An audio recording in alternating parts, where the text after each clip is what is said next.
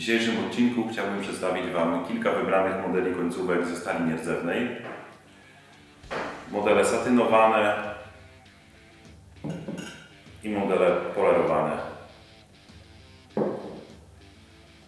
Zacznę od moim zdaniem najciekawszej końcówki, bynajmniej dla mnie najlepiej się podoba. To jest średnica 101 mm z dyfuzorem z siateczki, z blachy perforowanej, wywinięty rand, nowe logo,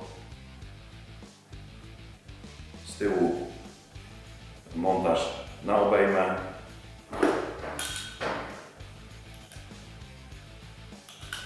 udało się nawet założyć. Pomyślimy jeszcze nad innym systemem montowania. W tej chwili możecie sobie kupić to z obejmą albo bez, ale już nasi inżynierowie pracują nad jakimś innym systemem montażu bezobejmowym. Następny ciekawy model, końcówka z dyfuzorem spawanym. Tak to jest zrobione, że ta wewnętrzna część razem z płaszczem jest zespawana, fajnie obrobiona, że nawet nie widać, że tutaj cokolwiek się działo. Tworzy to taki obraz grubej ścianki. Bardzo popularna końcówka, często używana przez naszych odbiorców, przez naszych właścicieli garaży, warsztatów.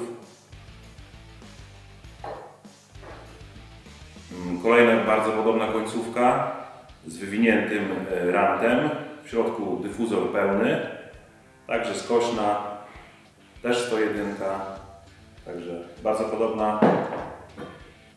Tutaj analogiczna do poprzedniej, tylko że prosta, też pełny dyfuzor, zawinięty rand, pełen poler. Można się przejrzeć. I kolejna końcówka, podobna do tej pierwszej, którą prezentowałem. Trochę brudna, nie doczyściłem. Mam nadzieję, że nie będzie widać. Też dyfuzor z blachy perforowanej, zawinięty rand, pełen poler, montowany na obejmę.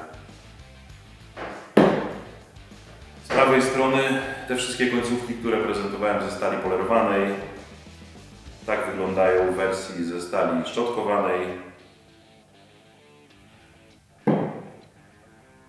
Też ciekawy efekt, w zależności jaki chcecie uzyskać look.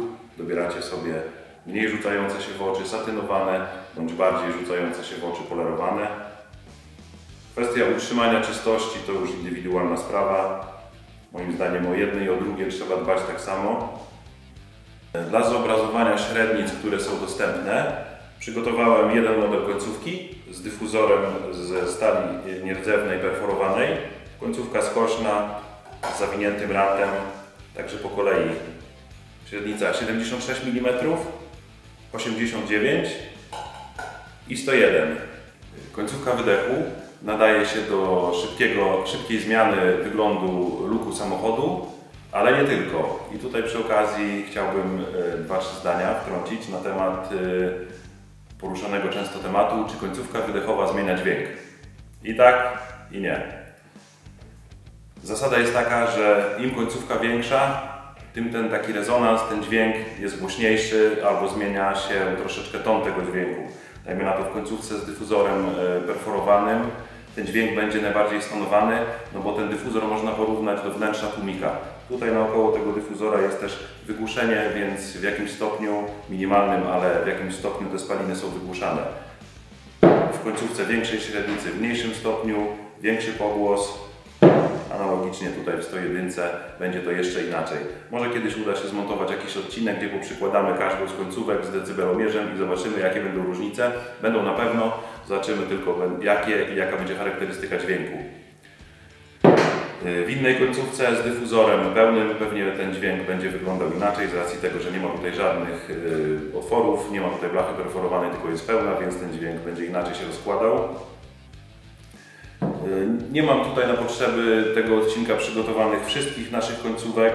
Występują jeszcze bardzo proste, a co za tym idzie tańsze, skośne, bez dyfuzora, po prostu pełna rura, wygląd racingowy. W środku nie ma żadnego dyfuzora, czy skośna, czy prosta, dostępne już na naszej stronie, także możecie sobie wejść, poklikać, zobaczyć i od razu kupić, bo termin realizacji zamówienia jak zwykle 1-2 dni, więc zapraszam do zakupów.